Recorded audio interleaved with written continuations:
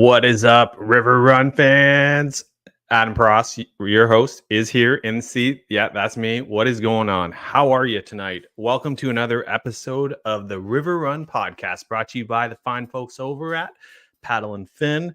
Don't forget, Paddle and Fishn has shows every night of the week, so check them out. Welcome. How's everybody doing? What's new and exciting? Well, I gotta say, I went on my last road trip of the season. Now, I try to go as far and as long out to wherever. I've done a lot of different events this year. I've taken part in, oh God, like I've been down in the States. I've been up here in Canada doing stuff. So, yeah, no, it's been fun, and the fishing season is not done. But for me, it's coming to an end for my road trip season. I got to go on my last one, and I got to share it with some pretty awesome people.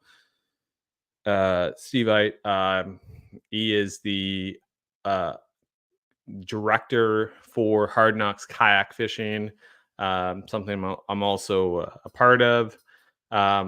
We got together. We go to a thing called the Paddle Sport Get Together, which is brought to you by Peter Young and his awesome group of volunteers, directors, everybody from like Mandy to Mitch, Sergio, Jordo, like all you guys. I just wanted to say, I know it didn't plan out the way that we wanted to, obviously with the weather, but at the end of the day, I think it was a pretty awesome day. We still got out there. We still got on the water, even though it was, yeah, it was pretty rough. But we had a time window. We made a plan. Always have a plan. You see, if you have a plan, you get prepared. You got a game plan. You know how you're going to take on this weather. Either way, had a really awesome. I was throwing a 6-inch mag draft, the freestyle, and I was just casting it like it. I'll be honest. I was just like, I had a limited time window. I was just like, I'm gonna go big, and I'm gonna just try and attract as much as attention as I can. And I was just casting that thing out, casting, and I had I had actually caught a like little 13-inch largemouth on a small little TRD bugs. And when I was just kind of in this little shallow hole, and I was like, this looks like this might do something. So as I started to make my way back, I started throwing my big old 6-inch freestyle, and I casting it at the weed line, just vegetation, pulling it through, and I'm not really paying attention, and I'm kind of like looking at a group of kayakers coming my way, and as I look down at my bait, I swear this thing had to be 40 plus inches, and it was a muskie, and the head on this thing, it was huge, like you could have touched it. So I slowly began to roll that bait and move that rod and kind of begin to figure eight it, and it didn't dart away, it just followed it, and then it just like, it's like they just went opposite ways of each other. So calm, so majestic, like just so like, I'm not gonna eat this today. I'm kind of thankful though, because but like that would have been cool. Like I, I couldn't get over. Like you could have touched that thing. It was that close to my Jackson Bite FD. Like, yeah. I also like I'm not a lucky person by any means. And I don't usually like I would buy a lottery ticket, but I understand that I know that I'm not going to win it. So they have all these raffles, right? And the whole idea with this paddle sport get together is it goes to a group called a Ray of Hope, which is a Kitchener, Ontario group that what they do is they pretty much help anybody with resources from homelessness to drugs, addiction, home, you name it. Like it's all there. And, it's from youth to, anybody who's going through a hard time. And these people are fantastic humans for what they do. So every year, Peter holds this, incredible raffle, and you can bring dry goods and everything too to donate, and you will get prizes for the biggest donation of dry goods. It's a really cool event, and they have a really awesome layout to the way that you can fish. So you could go out there and just hammer bass all day, or you could try and catch the smallest fish. You could try and catch like the Grand Slam. Um, Pigeon Lake, the Kawarthas. If you ever get the chance, go check it out.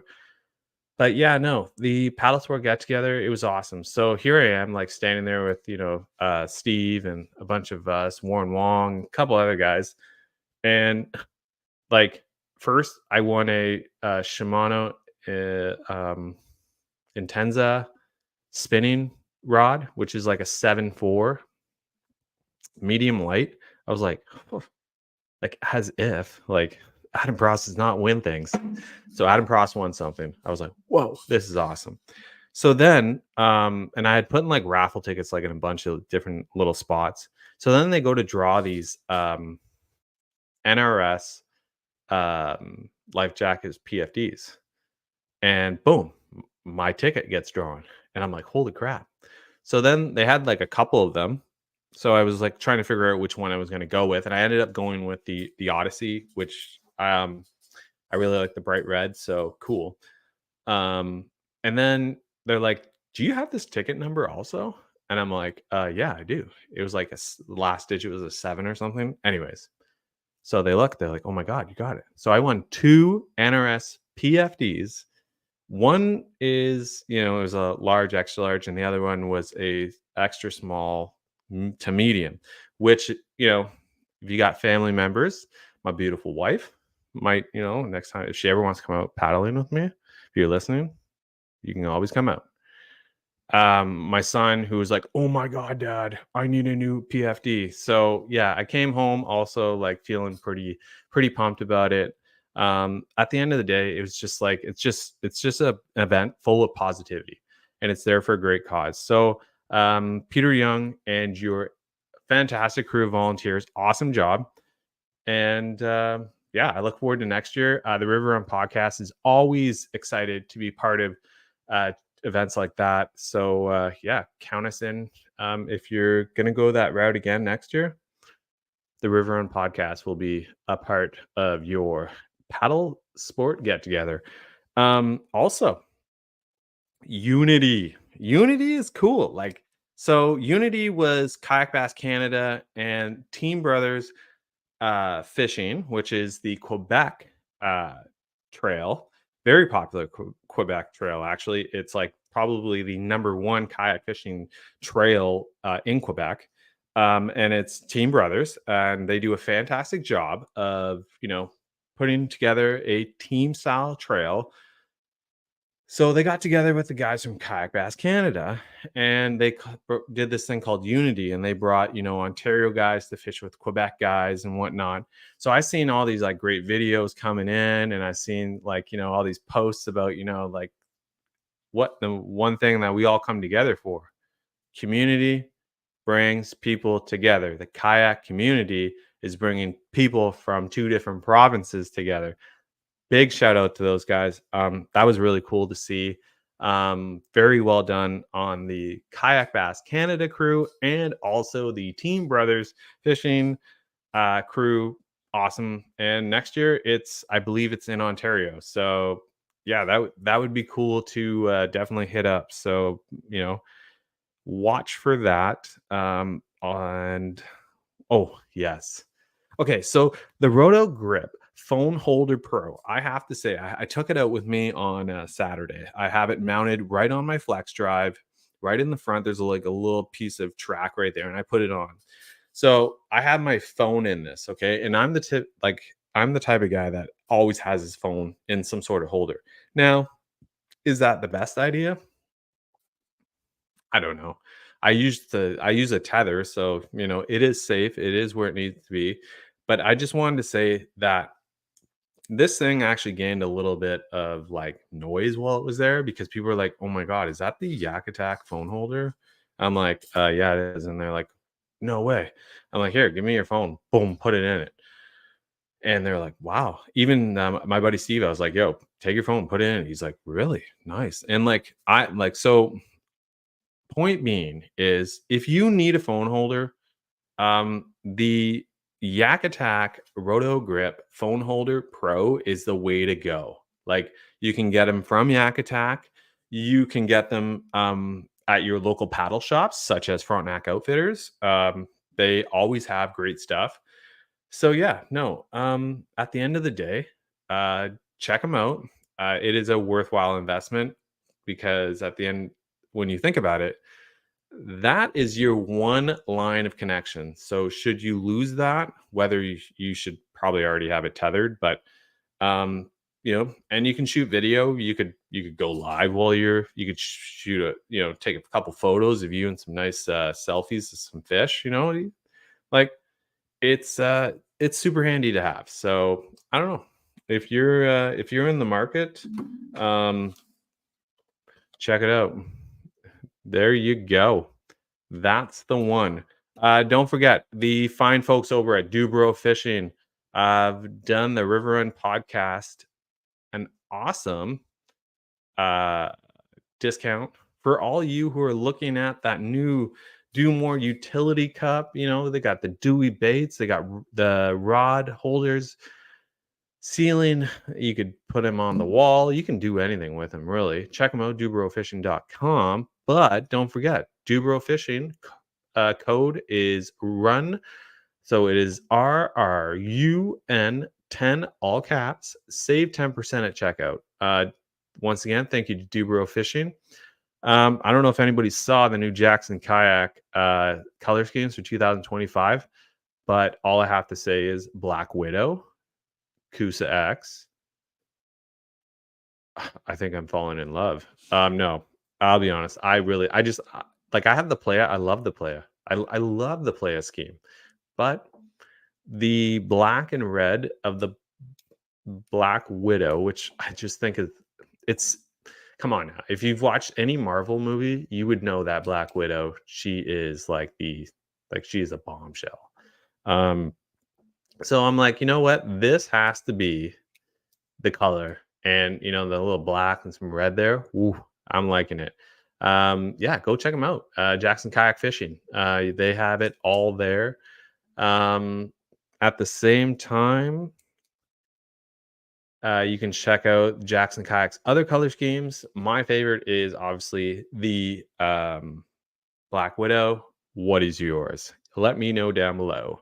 Okay, so let's get into this. My guest tonight is none other than the one and only Trey A. Potts. Trey is coming all the way over from the Washington side. He's a kayak angler, a fellow JK team member of mine, and yeah, enough said. Enough of me, right? Like, let's bring him on to the show. Trey, what's going on, dude? Hey, Adam, thank you for having me on. Hey, no problem, man. Thanks for coming on by the River Run, dude. Like, it's always fun to sit down and talk kayak fishing, but it's even funner when you can talk with a fellow JK member. So, dude, I'll let you go ahead and introduce yourself. Well, as you said, my name is Trey Potts. I'm from Washington State, born and raised, and I compete with the KFW League. And I'm not competing; I just do a lot of fun fishing. A lot of anything that's got tails in a fin, I'll be chasing it from the river No, that's to river to lake. I don't do a lot of ocean fishing. if it swims, you're out to get it, right? That's pretty much it. Cool. So, Washington, dude, that's cool. We were talking backstage, and I was sharing that, like, I actually I grew up for most of my like teenage life and into my early 20s. I lived in the lower mainland, British Columbia, and I spent a lot of time down in Washington State, Oregon, California, traveling all over. But yeah, Washington is like I don't know if you've never been to the Northwest, you have to check it out. Like the scenery, the mountains, the air, that breeze, like it is. Oh man, I'm out in Ontario in Cornwall, and it definitely is no match to the Northwest. So that's cool, dude. How have you always like born and raised in Washington, or?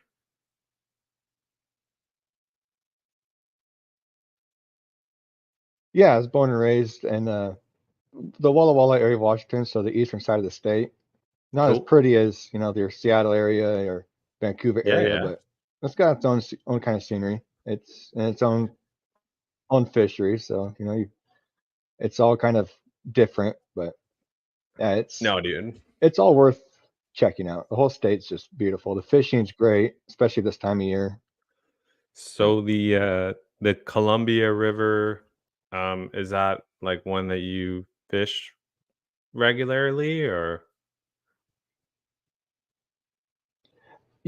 I don't do a lot of the Columbia River. I mean, this time of year I do because you got salmon running up it, so I do a lot of salmon fishing, and it's got a lot of Nice. big smallmouth in it, so it's hard to not want to go and do the Columbia. But it's such a big river. I mean, the spot of the Columbia we have outside Tri-Cities is night and day difference to the Columbia down by Portland. I mean, Oh yeah. the fish are different, they fight different sizes. It's and not to mention you got the Columbia. It's up by what would it be Grand Coulee area. That's a different section of the Hmm. Columbia, different kind of fish. So it's an amazing fishery to do to go. You get all kinds of different No, attitudes in fish, you could no. say.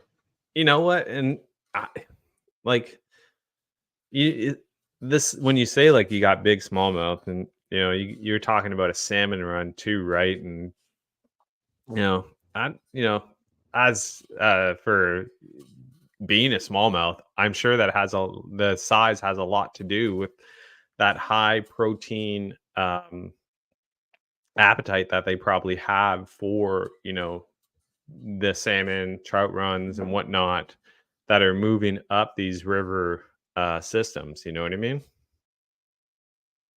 Oh yeah, yeah. I mean, last year we had an angler in the Washington Kayak League. He pulled a 23-inch smallmouth out of the Columbia River during one of our tournaments. So I mean, we got a lot of big smallmouth, and it's not uncommon to see fish that size. Like to have those river systems that hold that size is, that is impressive. You don't, Yeah. not, because not every, well, maybe there is every, but I wouldn't say every, but, you know, there's some river systems that just, I don't know, for whatever reason, they don't hold the same size, as others. Is that due to, like it's, well, where I'm thinking is probably diet is right there, but um yeah, no, it's neat, dude. That's got to be just the scenery alone is amazing out there, and to be on the river, and big fishing big fish and big smallies, I think I could definitely get lost out there for sure. Oh, you certainly can. And if you get tired of the smallmouth, we got plenty of largemouth in the Columbia too. They're a little bit harder to find, but there are also some big largemouth in that river too. If you know where you're looking, you can find some big largemouth. So, I wanted to dive into this whole like WAKBF, and which we when we were talking backstage, and for the folks that aren't familiar with this is the Washington Kayak Bass Fishing, and then which actually there is the Kayak Fishing Northwest, which holds Washington State, Oregon, and Idaho. So Trey doesn't just fish like his local waters. When we were chatting, he's like all over. So like that's got to be interesting, dude. Like you're like, how far are you driving for these events and whatnot? Oh, these drives can be anywhere. The longest drive I had this year was the most recent tournament in Oregon, and that was a 7-hour drive down to the Umpqua River, but anywhere from 3 hours to 5 hours is not an uncommon drive just for me to hit these different tournaments. Even in Washington State, most of our tournaments are, for me, 3 to 4 hours away. Now, like I gotta ask you, because like I'm somebody who like I love to travel to fish. So whether it's a 6, 7, 4, 5, you know what I mean? Like, um, it to me it doesn't really matter. But like I'm a car camper, so when I go out to whether and even when I used to fish tournaments, I car camped. But like I have for me, like I'm just like, well, the most cheapest efficient way is to like sleep in my journey, and like I have a full setup and whatnot. And now I'm like absolutely obsessed with this idea of like almost living out of my journey, as silly as that sounds. Have a house and wife and kids and whatever, but no, like I have this journey with my setup. Like, what do you generally do? Do you camp? Do you like are you guys like one of those guys just hotel room? Like, because I got buddies who are always like, yeah, man, just gonna get a hotel room. I'm like, or can't like, oh, gonna go pitch a tent. And I'm like, oh, well, I'll just I'll find a parking lot and I can make do, or a boat ramp, or you know what I mean, the Oh, I know side of the exactly what you mean. highway. I'm Yeah, the same way. I mostly stay. I don't have quite the setup you probably do. I just stay in my pickup. Front seat's really enough for me. If I get to where I'm going and take the stuff out of the back seat, drop the seat back, and take either a quick nap or sleep throughout the night for the tournament. But yeah, I just find usually it's the closest truck stop or the closest Walmart to the lake where I'm fishing. oh, That's where I'm staying for yeah. most of that weekend. Dude, I think Walmart parking lots are like the best. Like, um, I they're a lot of fun staying. I can say that, especially on the western side of our state. And it gets you can get entertaining. a free entertainment. Yeah, you get some free entertainment there if you time it just right. Yeah. I've stayed at a couple Walmart parking lots, and now it's funny. I notice a lot now that like they have signs that say like no like overnight parking, no camping. I'm like, well, like I don't know. So obviously somebody ruined it for somebody else, or for the rest Yeah, of I've us. You noticed know that. what I I've mean? noticed that too. Oh yeah, You yeah. know? Usually when I go, if it's early enough, I'll go in and talk with the manager of the store and say, hey, I'm only staying for a night, maybe 2 nights. Is it okay if I stay in your parking lot? I'm gonna be there for the night. I'll be gone by 3 o'clock in the morning to go Yeah. fishing. So Yeah. Oh, really, I'm and only that's staying for a couple hours a night. So I it, haven't had an issue yet with the Walmart. When I've gone and talked to them about it, they've been pretty happy to have me there. You could say respectful about it. well, and you know what? You're doing the right thing. You're asking. So, there's nothing wrong with asking, right? So It's I, like I always say, it's always a no until you ask. You're always going to have your answer's always going to be no unless you ask. That's the only. well, yeah, dude, 100%, 100%. Okay, so like, do you have like, have you kind of figured out like the best way to like maximize your sleep time, like to actually get significant, like decent sleep while like not necessarily sleeping in your bed or a bed? Do you know what I mean? Like, like I've kind Mhm. of been able now where like I have everything set up. So like I'm like, when it comes like time to go to bed, it's like I have this like I have a little ritual where I drink some like sleepy time tea, and then it's just like and I go to bed, and then like I'm not kidding, like my alarm hits at like I don't know, let's say like 3 in the morning, or 4:30, depending on how far. It really depends how far of a drive I have. And so for me, I generally like lay these two outdoor cushions, and then I have like my sleeping bag and my pillow, and I'm like, I'm good. I'm good. But I can tell you the first time that I did it, I had none of that. And I think I maybe caught like 30 minutes of sleep that night. You know what I mean? And my back was so sore. And I was like, and then the next day I had to get up and fish this tournament. And I'll be honest with you, it was like, one, it was ultra hot out, very humid, and the entire time I was out there, like I just could not get comfortable because my back was just like screaming at me. and I was like, I had to do something different. So, and I've heard stories of people like sleeping. Like I had a couple buddies before who were like, "Yeah, we slept in our trucks last night." I'm like, "How do you do that?" And they're like, "Oh, we got this like special like blow up mattress that like fits over the seat and then goes down where the leg rests are." And I'm like, "Wow, that's I never would have thought of that." And then my wife ends up showing me. She's like, "Oh, did you see this?" And it's like it's a blow up mattress that goes in the back of your car, and it like it. And I'm like, "Oh, okay. Well, this could make life a lot easier." But yeah, no, like what do you just like kind of like cram it into that front seat and lean it back and just, like that's it for you? Yeah, something like it's a little bit like that. The I drive a Tacoma, and that driver's seat, it can knock back almost flat, and so when I get to where I'm going, I'll kick the seat all the way back as far as it can go, and then I'll get on my phone. They'll verify the times it takes me to get to the boat launch, especially for a tournament. I'll verify the wake up, the check-in times, how far that boat launch is from me, or our meetup spot is. And then once I get everything verified, I'm happy with it. I just, I drop the seat back and do the best I can to get some sleep. And I can usually get about 3 to 4 hours of sleep before a tournament. It doesn't sound like a lot, but I'm leaving the day before a tournament now, so I don't really So get the chance to get a lot of sleep. then you got to get that coffee in there, that energy drink, or, Oh, the it's always green an energy tea. drink. Two, Yeah. 2 in the Yeah. Yeah. morning. I Yeah. got the one for the wake up, and then I got the one for when I'm on the water.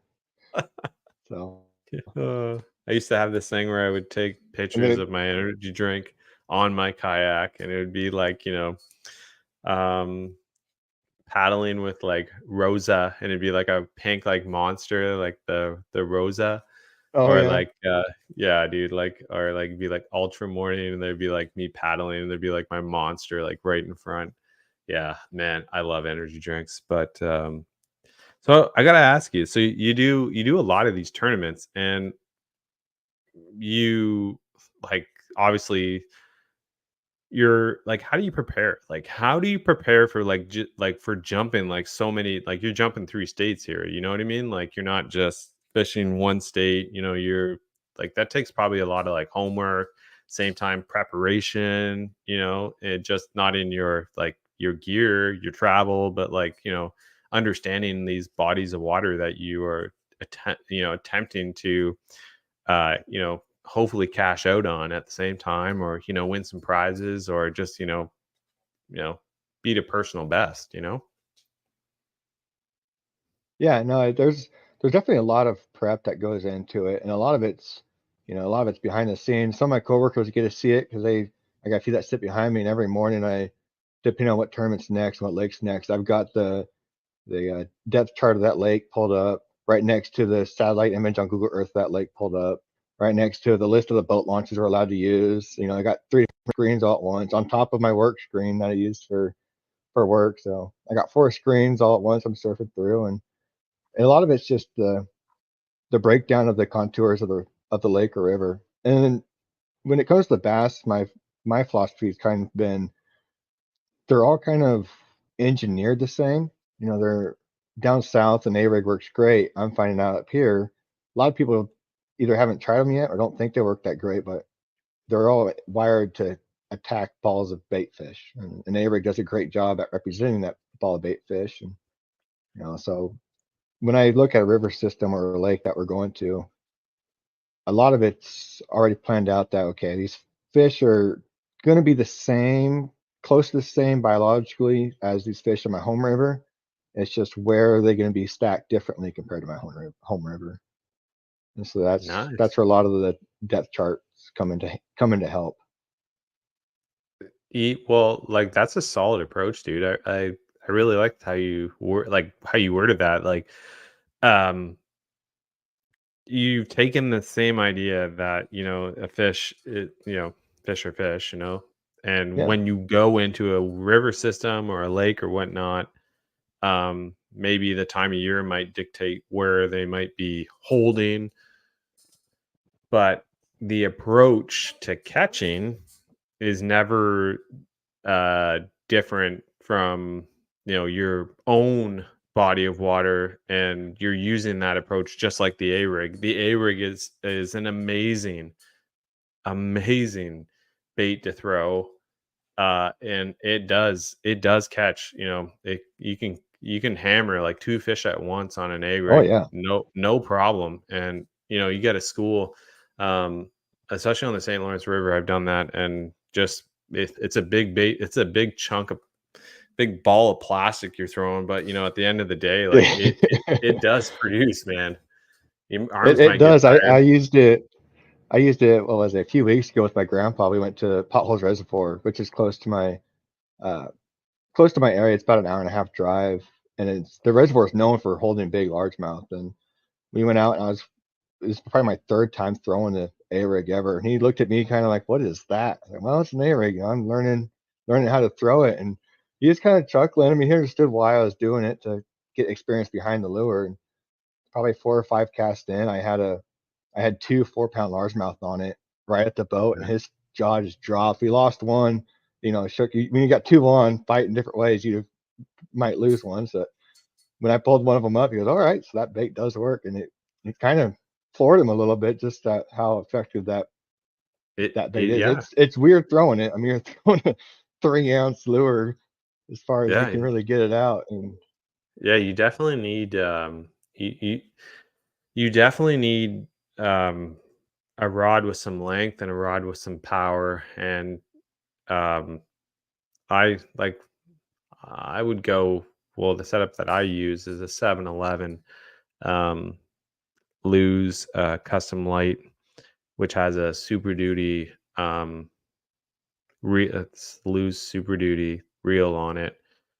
And I'll go anywhere between 20 like pound fluoro, or I'll just go like 50-pound braid. And yeah, and I'll chuck this thing, and it does seem to work really well in the fall. Like, that's where most of my, if I'm going to use it, it's the fall, and that's when it seems to produce the best. No, that's cool. I haven't really chatted with anybody in a while about the A rig, and I was just actually yeah, thinking about it the other day. Literally, I was like, I was in the garage, and I have it like hanging on like my tackle wall, and I was like, it's coming to this time. We need to meet up again, So, yeah. And, um, and the only reason I was throwing it was one to get experience behind it, and our fall is just kind of starting, so it was a little bit early, but we're also, they're biting a jerk bait and they're biting uh, the Kitech paddle tails. I'm like, well, there's no reason why this shouldn't work if they're hitting bait fish. So no no, reason not to give it a shot to try it. And yeah, yeah, it's a lot of it's just getting confidence in different lures, different approaches, maybe something that someone else isn't throwing or isn't common for the area that you're in to throw. yeah. Sometimes just making that slight change, altering, your presentation, or altering the whole presentation for something else, you know. Um, yeah, that's cool. That's cool. Um, but so would you say, like, when it comes to tournament fishing, you like, after your preparation, would you find yourself more like power fishing, or are you kind of more on the finesse side of things? Oh no, I'm big finesse. I love the drop shot is my by far my go-to. It is always Nice. rigged up, sitting right next to me, and it's ready to go. It doesn't matter uh, if it's early morning, dead of winter, early spring, summer, any time of year or day, it's tied up right next to me. It's ready for action all the time. So, I want to ask you there. You said winter. So, is your bass season, like, is this open year round for you? No, we generally go. So we start in, I'd say about May is when we have our first kind of open, and then if you make it to our classic, it runs into about about mid-October, which depending on the area you're fishing, if it's the west side of Washington State or in this case northern Idaho, the temperatures can feel like it's a late fall to early winter. It's going to be 50 degrees, 60 degrees, if not worse than that. So Our transition once our fall time and springtime hit, you're usually fishing kind of this both winter transition and fall transitions at the same time, or winter transition, spring transition at the same time. Cool. You're like, because like where I am, bass season, bass season opens for largemouth and smallmouth. They're actually on certain rivers or in certain zones, fishing zones.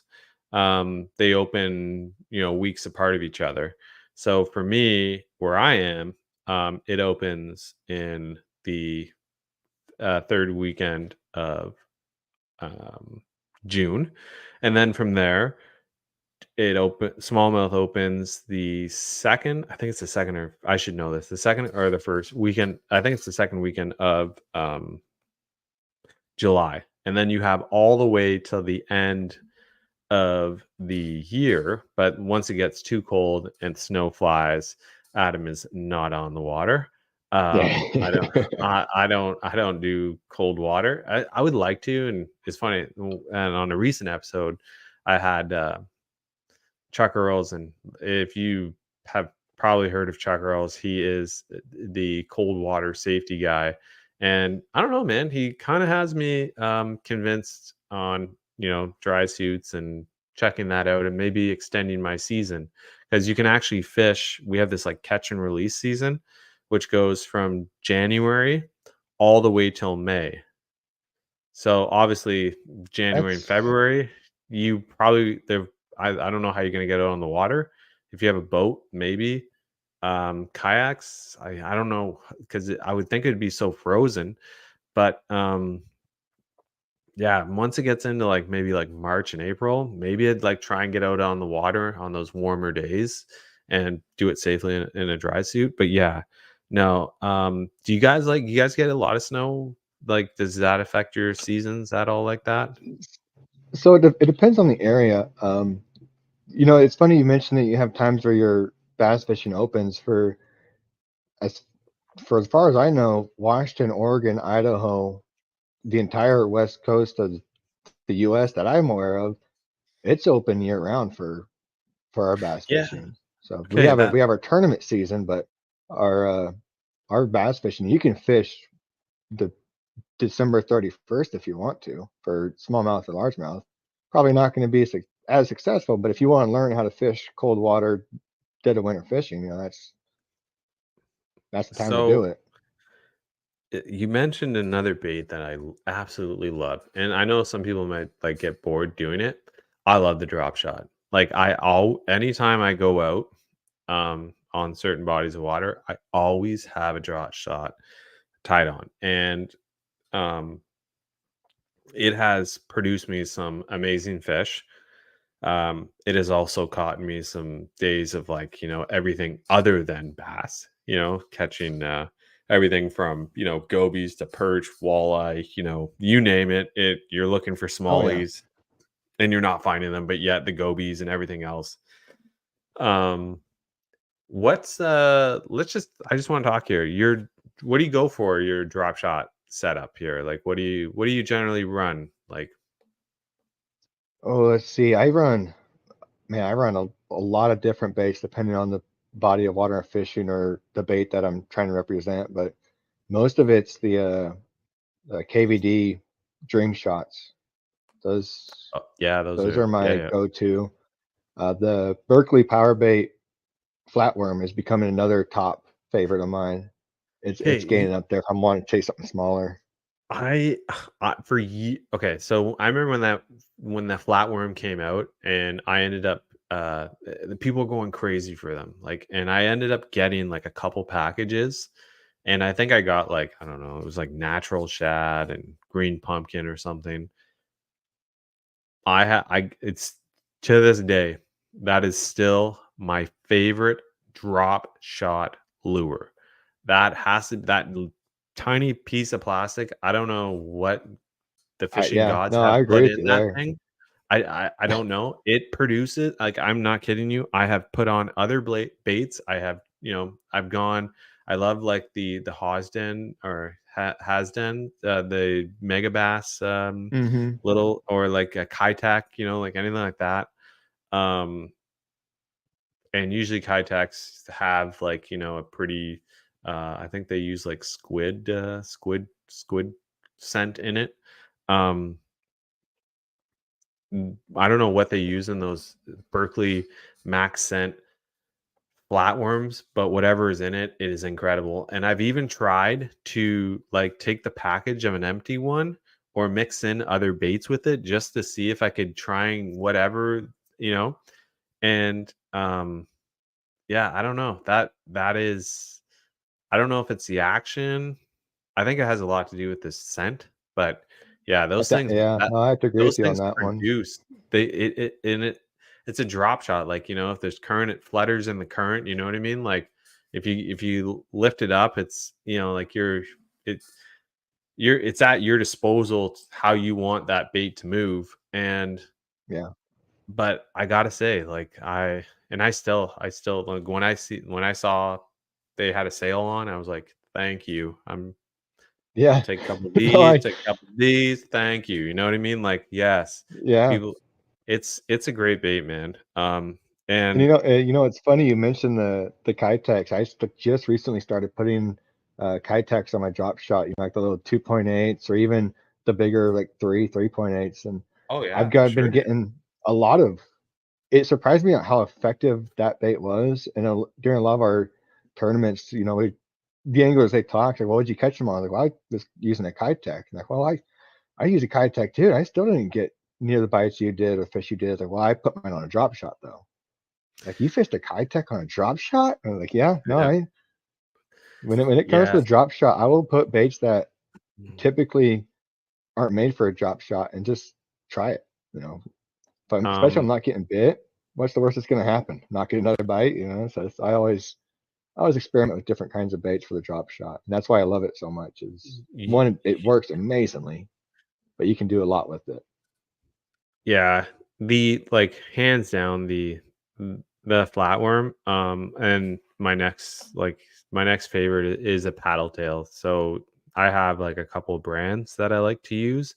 Um, I do like the Spark Shad and the other Hazen's Mega Bass. Little, they make this tiny little drop shot. I'll send you a picture of the one, but um, honestly, that one there, it comes in like I think it's like a 3 inch or maybe a 2.5, but I put a 4.5 inch on it, and I I want to say I was probably running close to 3/4 of an ounce on my weight, and I was like just letting this thing get as far deep as I could into that current, and I would just let it like hold itself. You know, you a lot of people would say the drop shot, yeah, it's productive, but it's productive in the sense that it catches fish of a variety of sizes, and most baits do. But I It does. find No, the and yeah, go ahead. Sorry. no, you're good. Yeah, no, I've found that the drop shot it does catch, especially with smallmouth. It catches variety. I've caught in 4-inch fish. I've also caught in 18-inch fish. But when it Yeah, comes, especially with smallmouth fishing, when it comes to that, it's you gotta weed through the little ones, especially if you're in a fishery that has a lot of little fish in it that the big fish hang around. You just gotta weed through the little ones and find out yeah, how to dude. avoid them. Basically, if it's dead sticking your bait to making the little ones, they'll nibble at it. But if it's the dead stick, they'll just sit there and pick at it, and then maybe a bigger one will come and go, "Hey, it's going to eat that. You're going to nibble on it." So, You yeah, know, it definitely does pick up a variety of fish. yeah, because like it's funny, like I've had baits that in on the drop shot, and I've been amazed by how big to how little the Hmm. bait was, and how big this fish just like why it went for it. And probably I'm thinking an easy meal, but I've also had like these bigger baits, like a larger Kitech or even a larger worm on it, and I'm like,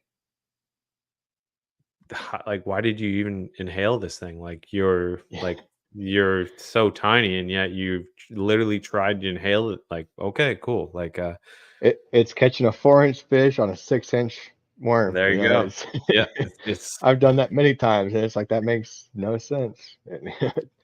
so.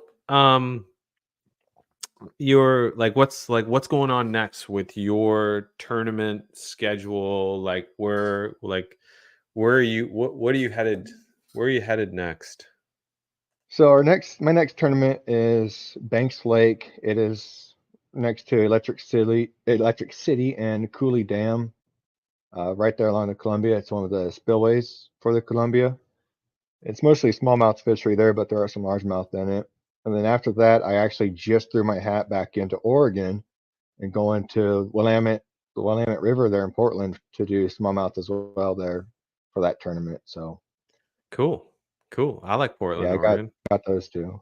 Yeah, it's gonna be a fun one. I didn't plan on doing that one, but the more I got to thinking about it, our league's doing a giveaway, Road Warrior giveaway for a kayak trailer and a few other big prizes for whoever Sweet. gets drawn for it. So the more tournaments we do this year, the more entries you get put in for that giveaway. And I figured why not make the trip? It's about a 4-hour drive, so not the worst I've ever Okay, done. So so this is the other thing I wanted to ask you about. You went to Oregon one weekend, and like you on the 24th of August hit first place at the kayak fishing Northwest, but this was an event in the Oregon KBF event, which earned you a spot to go fish the classic in October. Congratulations, by the way, dude. That's awesome. And you walked thank you. away with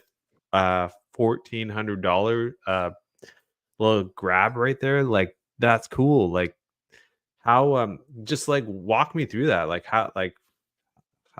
what, you don't have to share the secrets of the secret sauce, but like how that had to feel pretty good, as somebody driving far and taking on all these tournaments, and then boom, you Yeah. you cut yourself a check, you got yourself a W, and you also cut your way into this classic. Like, that's awesome.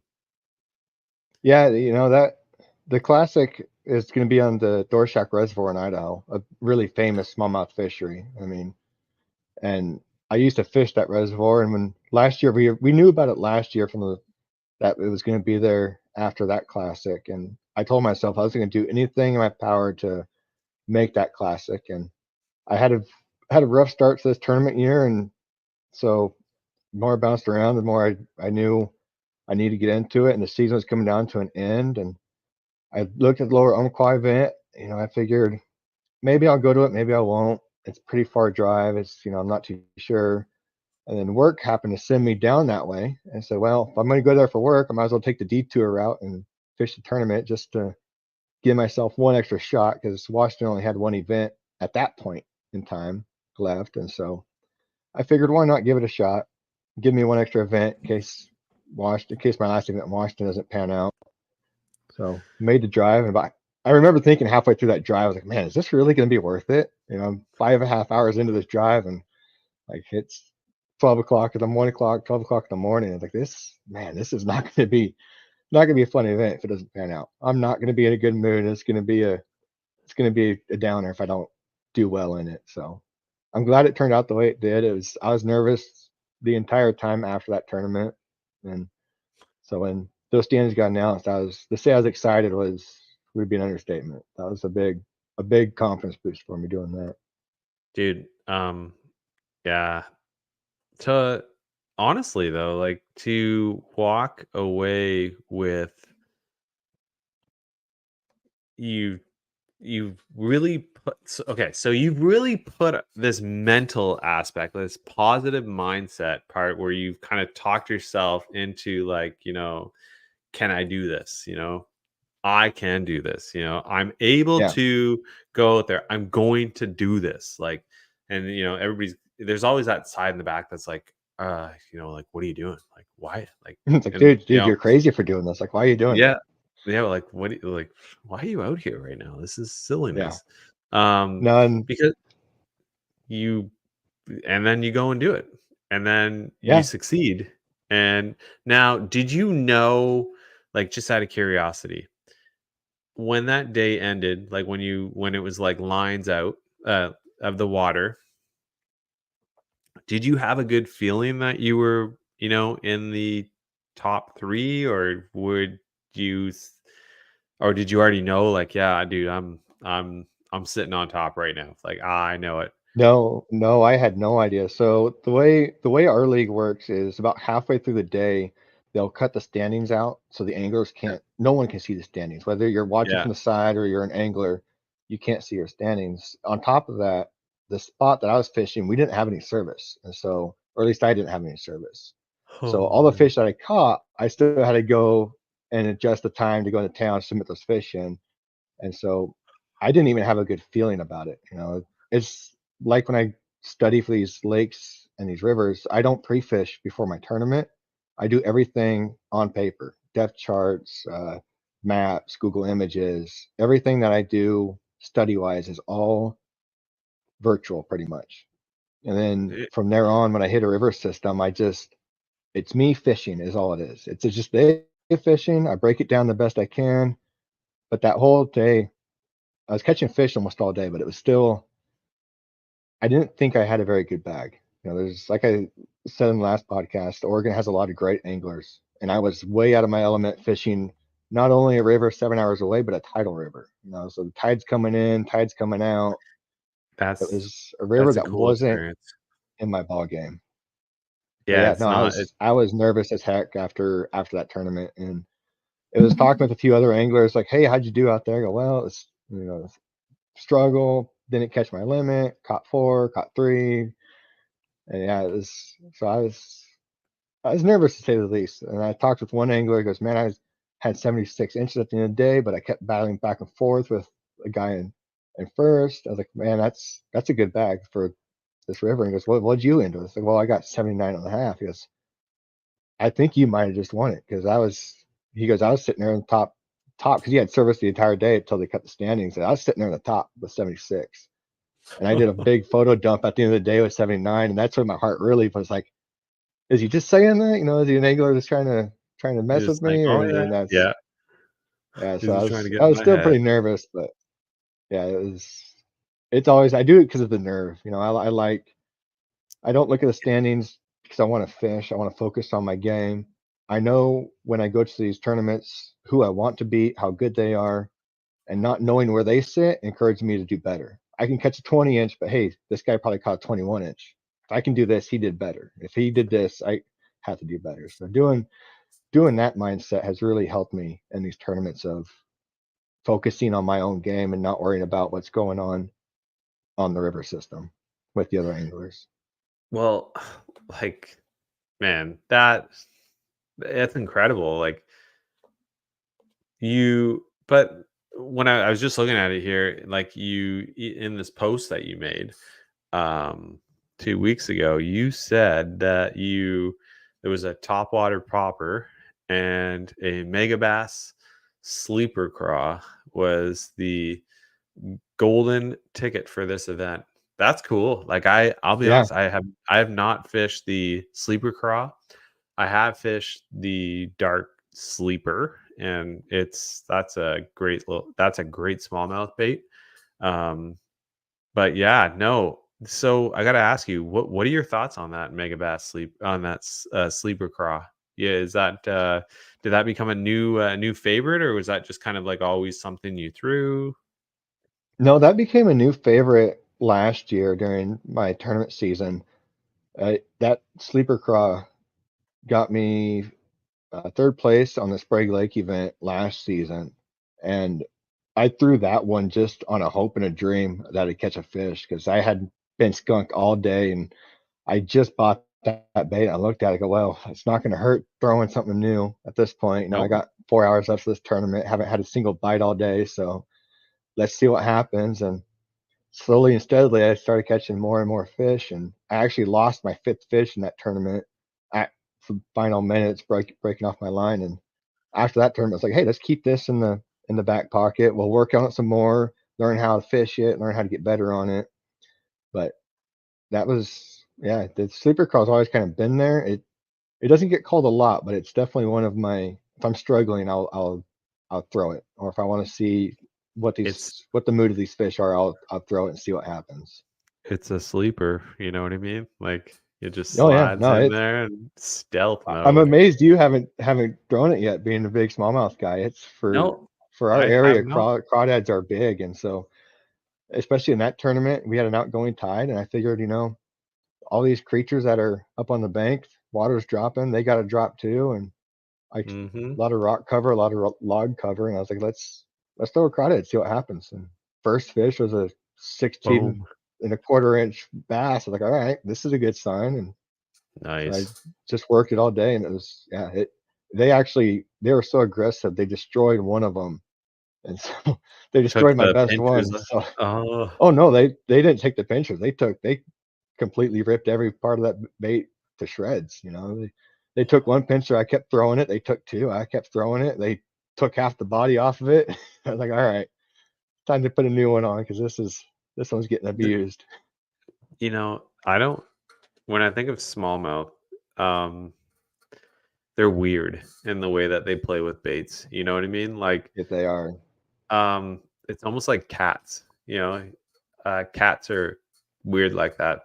They'll play with whatever they're hunting. Whether it's a mouse, a Hmm. bird. And it's just the thing could be like half mangled trying to get a win. The thing's still trying to play with it. Like I Yeah, don't know, smallmouth. I just strange but fascinating. Um, they are. Fish. The way I always describe them is a smallmouth is just mad at the world. It just wants to attack everything. Yeah, It's mad at yeah, the world. it is, and um, it yeah, like they'll do anything to not have to cross paths with you, and Exactly. once you fool them into taking your line, your bait. Oh man, like oh, they're just like, and they just the leverage that they can take and to try and throw baits and get themselves out of hooks. It's wow, like you could have, you're like, oh, that thing's amazing. It's got the fight, and then you get it on the boat, and you're like, seriously, like that? Yeah, no, I know that feeling all too well. One of the 16 inches I got was probably the second one, and I was like, man, this is a real good fish. This is gonna be 18, 19 inches, and I netted it. I was like, what? You fought like you're 5 pounds, and you're maybe two and a half, three. Like, why do you have so much power? But that's just the way Yeah, smallmouth is. They're yeah, amazing like that. and I'm sure yours, like, you know, um, that Dorshak Reservoir. I have heard of that. I heard about that years ago.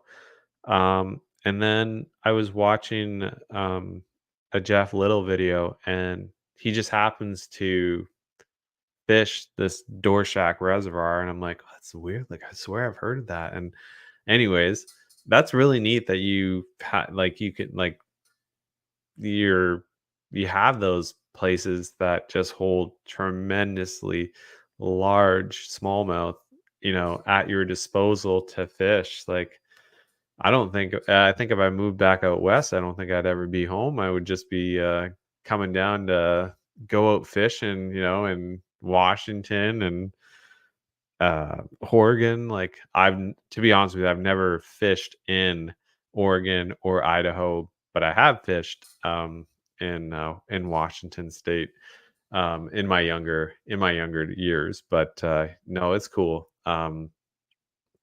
Now, so I got to ask you.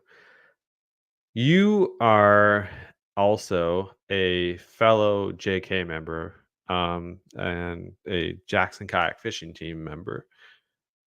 So I gotta ask you, like, what, like, how did you start? Like, what year? Like right now, um, you have the NAR is the kayak that you use in the Playa scheme. Yeah, yeah, no, yeah. I got the player NAR, and I love that kayak. I love that color. Like that color Dude, just it love shines it. on the water compared to Oh, every kayak I've seen out there. It's just it is eye candy. I mean, it really is, It especially is. cleaned up and shiny going down the road. It Oh, turns heads, and I love it. I mean, it's an every amazing kayak. The whole I kayak have itself is just amazing. But yeah, the NAR is like it's definitely, for in my opinion is like that tournament rig, that ultimate rig to go out there and, you have a tremendous amount of accessories to go with it. And if you're, into whether you're, using the flex drive or you're, doing like a bow mount or stern mount motor, whichever way, like it's equipped for that. You know what I mean? I think now on yours, yeah, no, are yeah. you do you run motor on yours or are you just still doing the pedal? No, I only do pedal on it. Yeah, and I only do the pedal, and I've thought about doing a motor on it. The only motor I would probably do would be a bow mount just to have spot lock, but I don't think I'll ever do a Torpedo or a Newport on the back of it, just because the kayak is so fast as it is, It that is. I don't mind putting the extra effort to be the fastest kayak on the water. And there's guys in our league that when I take off in the pedal, they're just like, "This isn't even fair." Like, I mean, it is. I'll hang out in the back and wait to see where the pack's going, and then just blow by whoever I need to blow by. And it's yeah, it's a fast kayak, and even It if you is. compare it to some of the motors out there, they they're amazed at how fast it can go just on the pedal power. Now, for me, it's I love the Bite FD. That's my pedal drive. I have it in the Playa scheme, And I used and to have that kayak.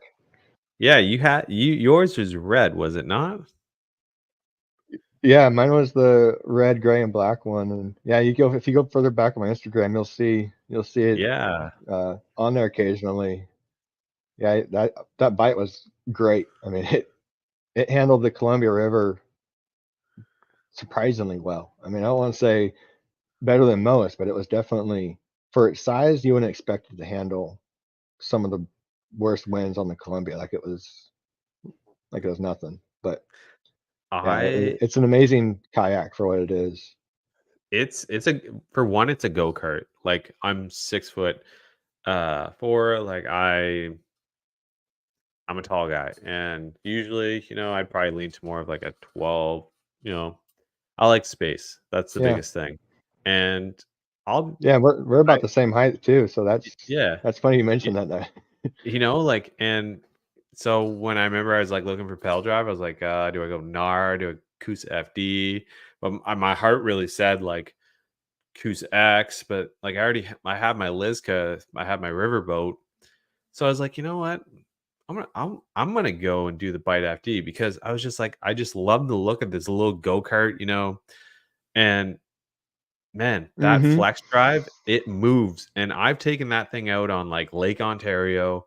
I've done the St. Lawrence, and a couple of other, big bodies of water and choppy rivers, and man, it handles just perfectly.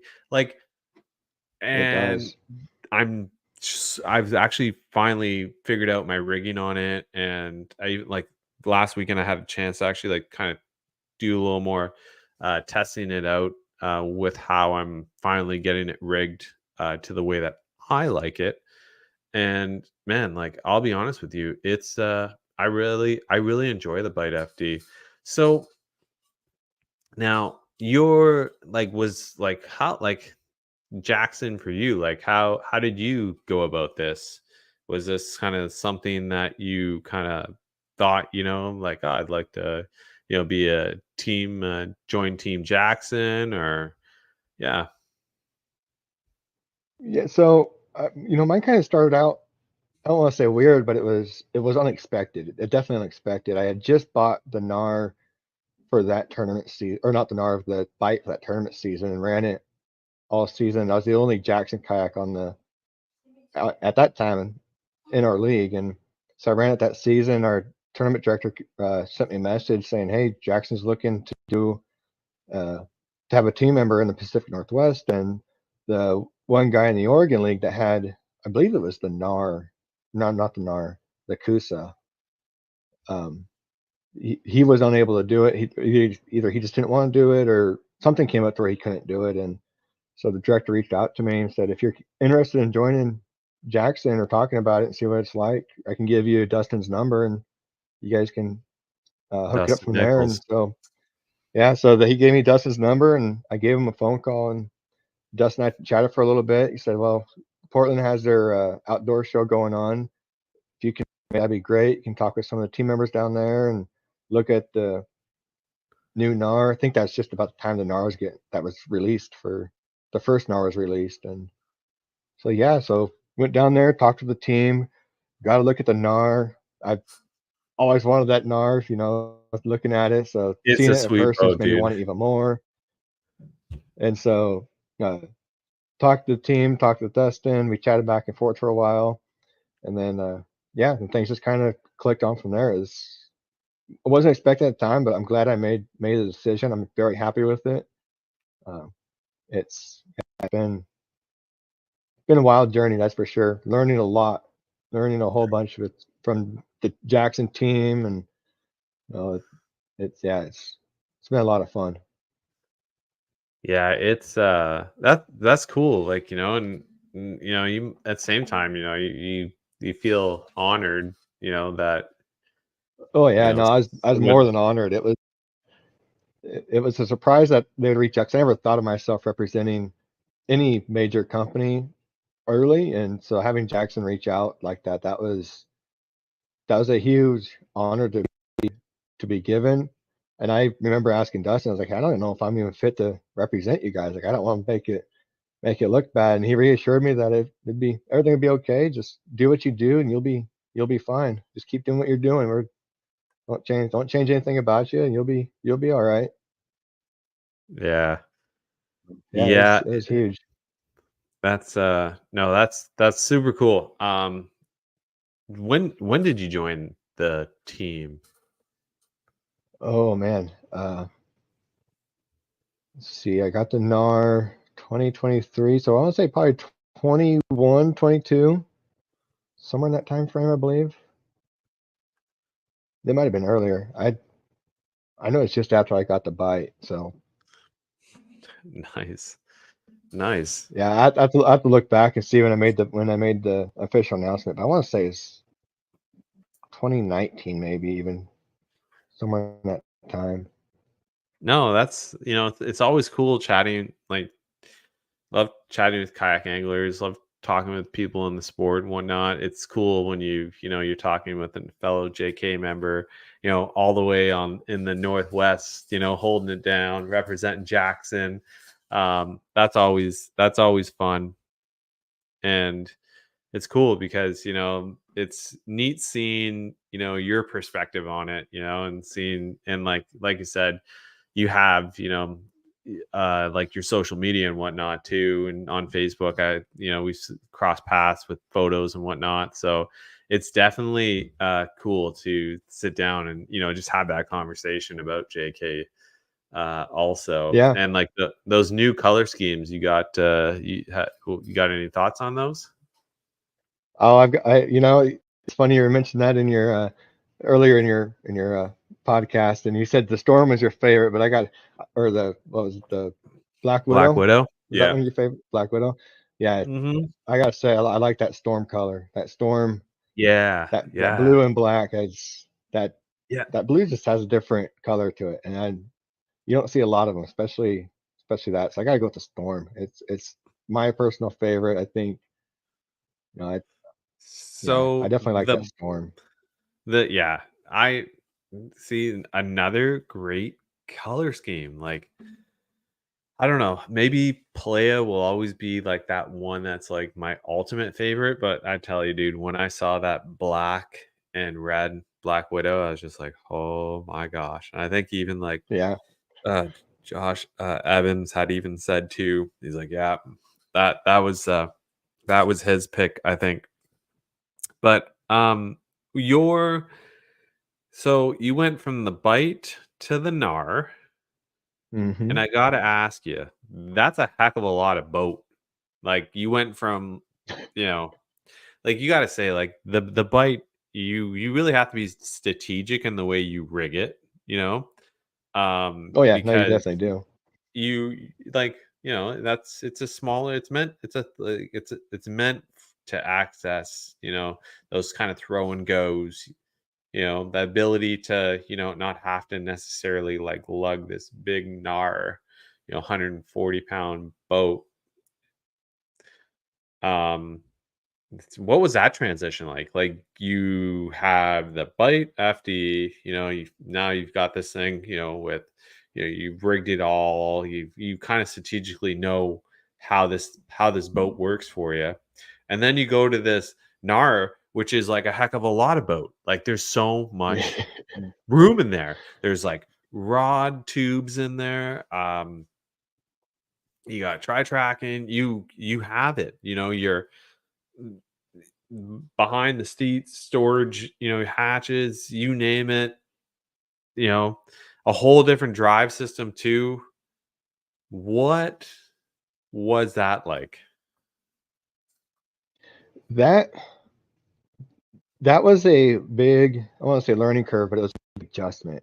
I had a lot more, as stepbrother say, I had a lot more room for activities on that boat. So the first time I saw it in person, my eyes lit up, and I was like, "That is," I saw it at Next Adventure Paddle Store when I went to pick it up. Like that is a massive kayak compared to the bite. I was like, I don't like. All right, I guess I'm doing this now. So loaded up. I took it to the water, and the first time I got into the seat behind it, it felt like I was sitting in a boat. I mean, you had all this Yeah, space in front of you to do things with. I was like, this is, I took a few rods out and maybe a tackle box with me. I was like, this is gonna be this is gonna be a bit different. And I learned that you can feel the weight different too. I got so used to pedaling that gnar around and got, it's or not the gnar, the bite around, and it's pretty agile and yeah, quick. And I got behind that gnar, and you can feel all 140 pounds of it when you're trying to pedal it for the first time. I'd never been in a kayak that size, so it was it was it's definitely battleship. some getting Yeah, used to. The legs had to it, get a better yeah. workout. Yeah, it's a battleship what it is, Oh, especially when you that's go from a what small one to a big one like that. it's a battleship. It's cool. I like Yeah, I said, so it took it. it took some adjusting to get to, and I'm still tinkering with the setup. It's finding better ways to store things, finding better storage options. So I'm still tinkering with it. I've had it for 2 years now, I think. So, you said tinkering. I got my Bite FD last summer, so 2023. And it's taken me till about now to finally like say like, I don't like this on it. I'd rather have this. Tinkering with it, moving things around. Um, and I'm, screw it. We're drilling some holes in this thing. We're putting mounts here. We're doing this.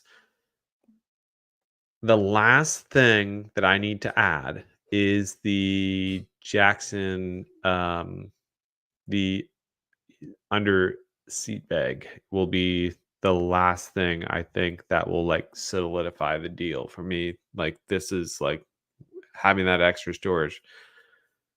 What about you? What is that one piece, whether it's, a yak attack mount, and I'm sure there's probably other stuff that I could probably put on it, but I just knew that under seat bag for me is just like, boom, that's definitely something.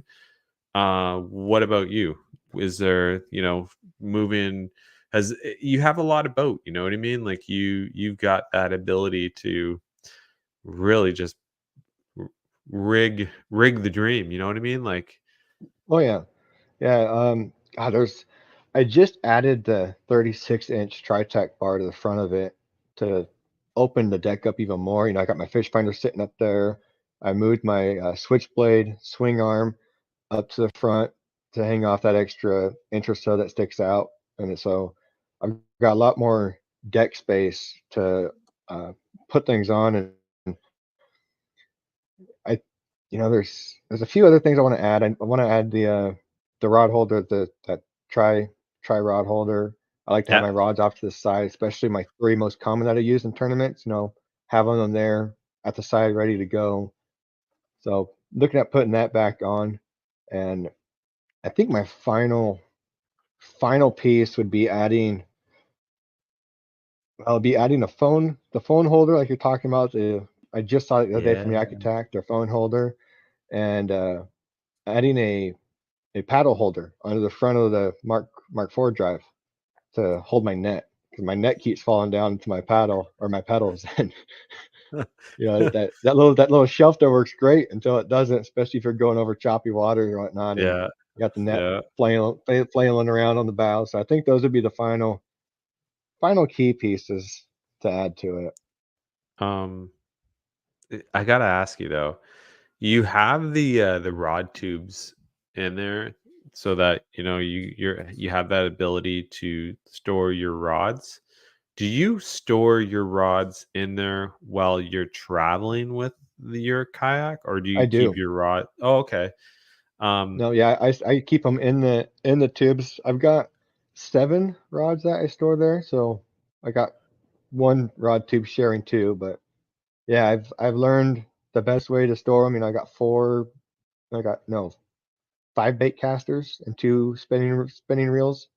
So I've learned the best way to store them to where they fit nice and flush and don't bounce around too much.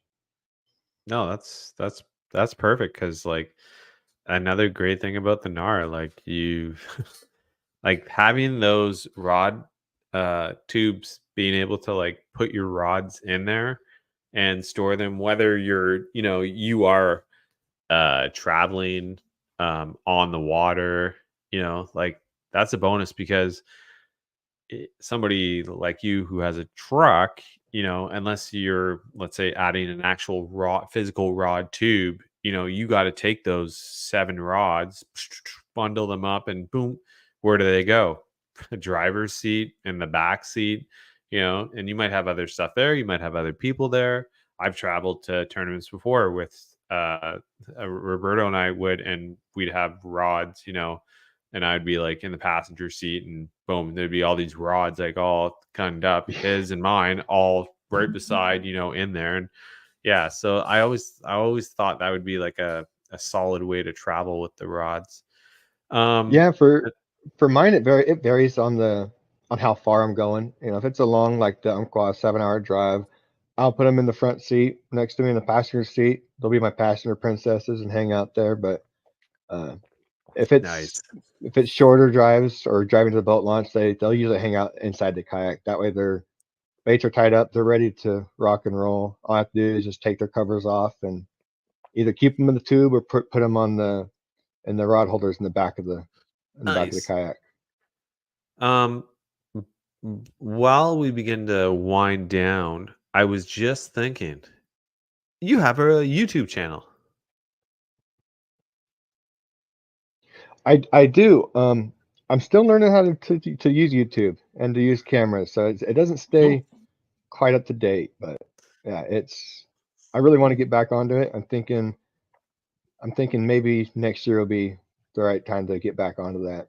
This year's a little bit awesome. late to follow the tournament trail, but I think I'll have it ready by next year. Yeah.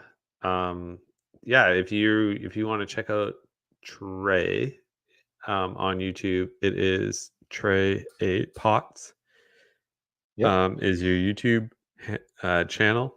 Definitely give him a check it out.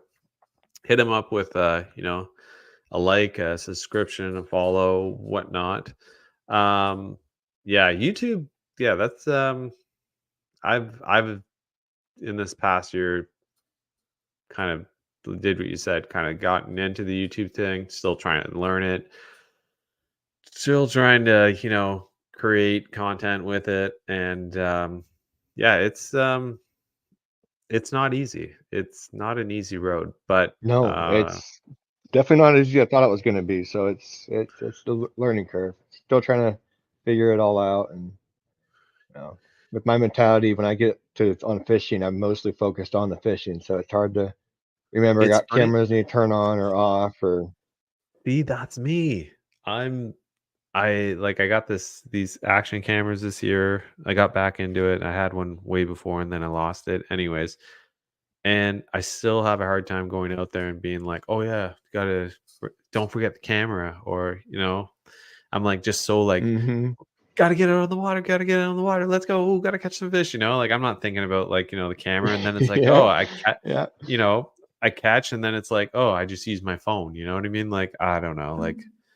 Sometimes I wonder if is this really what I'm meant to do? And it's even like, content in the summertime. Like I guess I say I would rather spend my time out fishing, going out there. And then I tend to put most of my content up on like my Instagram or whatever, like come like, the fall into the winter time where I'm like going back through and like searching, oh yeah, that, oh yeah, I caught that, like I don't know. I guess I'm Yeah. maybe falling behind on the times, I guess. But yeah, no, Oh, dude, it I was can't tell like you how many times I've caught a big fish. And yeah, just it didn't cross my mind to just throw it up right away. oh yeah, you Um, forget. I yeah, release a fish. I go, oh, should have taken a picture of that fish. yeah. Yeah, and I don't know, I think at the same time, like, we'll always have that photographic memory of those fish. And I also think back to when I began kayak fishing, like, 10 years ago, there was no the only photos that I ever had was the photo if somebody came out with me, if my uncle came out with me, he took a picture of me, you know what I mean? There w I it Yeah. was the last thing on my mind was to, like, take a photo of this fish or with my cell phone. I was, like, I was petrified I was gonna my cell phone was gonna get wet, but, yeah, like, it was a very, like, simple approach, you know what I mean? I was just out there to fish, and I think sometimes that's really just coming back to me the past, like, 2 years. It's just, like, I just wanna go out there and I just wanna fish, like, I don't know. So, but yeah, like I said, I'm working hard at it too.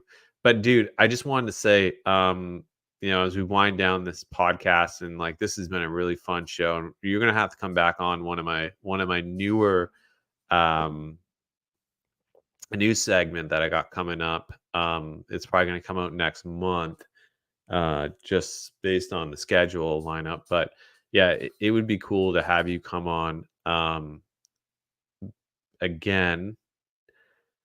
So for the folks, let them know where they can find you, Trey. You can find me on Facebook. Trey A Potts is where I do most of my announcements for tournaments coming up and post tournament things.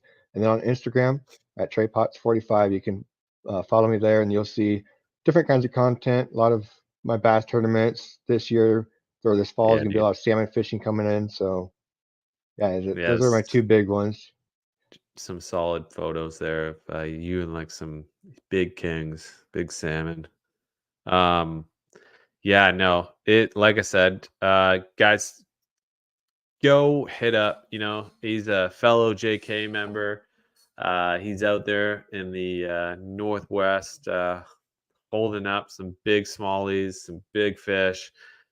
Hit him up with a like, follow. But yeah, Trey, thanks for coming on the River Run, dude. It's been a lot of fun having you here. But yeah, no, you know where to find the River Run podcast. It is on Thursday nights, 7 p.m.